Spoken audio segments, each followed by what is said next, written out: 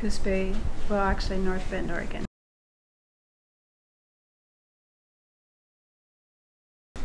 Teresa and Julia Scannell in Coos Bay and North Bend. That was before hospitals, so they were born in their homes there. They were immigrants to this country, my grandparents, and so they met and married over here, and then both sets, and then my father and mother were first generation Americans. Well, they were Swedish people that lived on the west coast of Finland, and they came over in the late 1800s. To come over then you had to have someone sponsor you, so and had to have a job, and someone that said that you would have a job and work while you're here, and so, or else you'd have to go back home. So anyway, they came over and worked as maids and in mills and things like that. Well, I heard most people say, well, we arrived in New York with 50 cents in our pockets, so I imagine that 50 cents went a lot further. One was 16, one was 18, I think 2 were 18 and one was 20. My grandfather was 16 when he came here all by himself, and then his father died 2 years later, so he didn't ever see him again.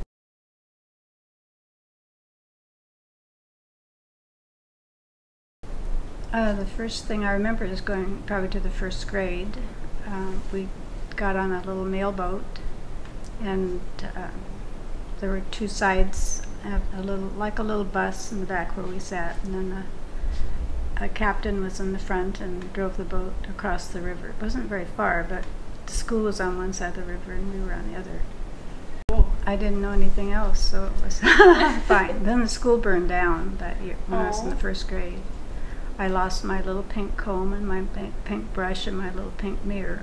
And then we went to school in a chicken house until the rest of the year. There was only two rooms in our schoolhouse, so this chicken house we just had big tables instead of little desks, and sat there and did our homework. And my grandfather was on the side of the river across from the school crying because he'd helped to build the school and hired the teachers, and so this was his dream, and it was going up in flames. No, we just went on. The teachers taught in the schoolhouse, same teachers, and we went on. When I was in the second grade, my parents sent me to school in Marshfield, which is Coos Bay now. My mother was a school teacher, and she thought I ought to go to a public school instead of a country school. It only took an hour to get to school. I was only 5 miles from school, but they'd pick me up first and then go around and pick all the high school kids up. And so by the time I got to school, it was an hour later. My mother was a school teacher. My dad grew up on the farm, and he was the one that captain of the little boat that drove us to school.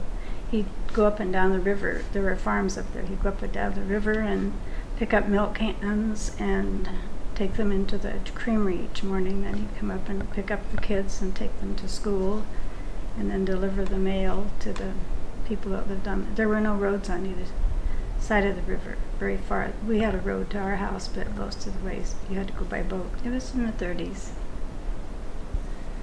1930s. My sister and I lived quite a ways from the nearest neighbors, so we had to make up things to do. We had doll houses and made hospitals up in the attic, and did surgery on our dolls, and we had little flower shops. We pick dandelions and make bouquets and pretend to sell them, and we take our doll dishes out and put them on the teeter-totter. We'd stand it up and so it's flat, and then we'd take orders and have a little cafe there and write down orders. My father was probably out of work from time to time because there wasn't much work, so he did odd jobs when he wasn't on his boat. My grandfather had a farm right next door, so we had milk, and if we didn't have the money, we didn't buy it. The first thing I bought was a sofa, and when we got married. And then when I saw how much the interest was and how much the sofa was going to cost by the time I got it paid off, I didn't want to do that anymore. So.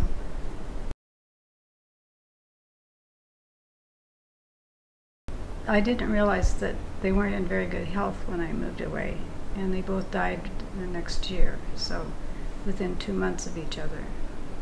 So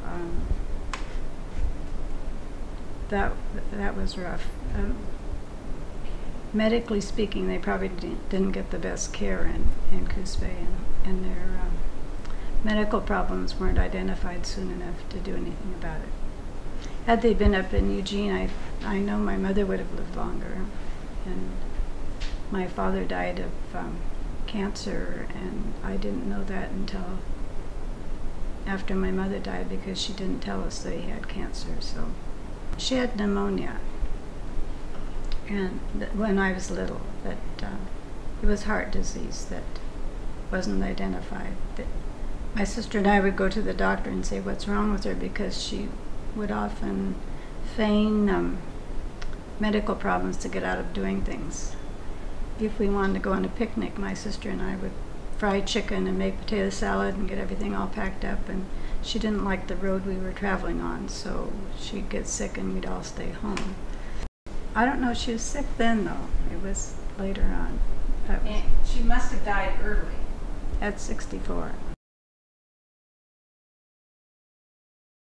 Well, I was 18 when I came to Eugene to go with the U of O.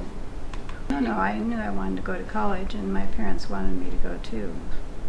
But I wanted to go to nurses' school, and so they didn't balk as much at Eugene as they would Corvallis. And my sister did go to Corvallis. But Portland was, 4 hours away, long windy roads, probably 6 hours away then. So I think you didn't say cancer in those days. And I guess my mother and the doctor knew that Daddy had cancer, but they said everything was fine. After my mother died, we confronted a different doctor down there because their doctor was out of town, and said, what's going on?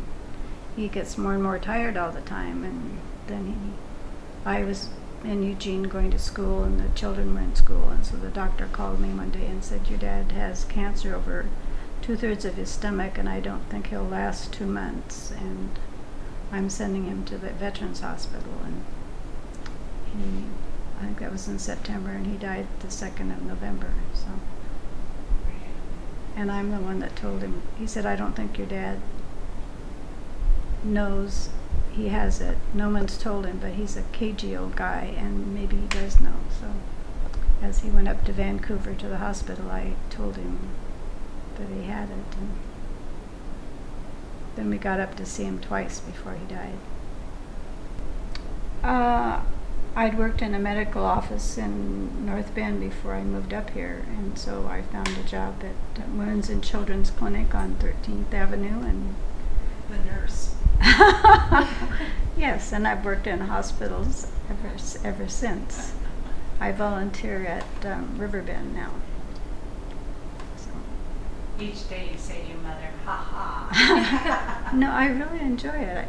When I was working in an office, and one day I went to deliver a bouquet to the hospital, and as I walked through the hallways I thought, I like it here, I like it here, I like it here. So I put an application in. It took about 1.5 years, and then I got hired in patient registration and worked there for 19 years, and then worked for 5 years in medical social work as an assistant, and then I retired. But I enjoyed that very much. My dad would have been proud of me no matter what I'd done, but we lived in West Eugene. We could walk to downtown Eugene, and the buses were great, and it was nice restaurants, nice people, very pleasant, very clean, a college town. And schools for your children? Mm-hmm. They went to Westmoreland and McCormick, and then we got married and moved out in this side of town, and went to Willa Gillespie right down here, 2 of them, and one went to Cal Young and Sheldon, and that was it.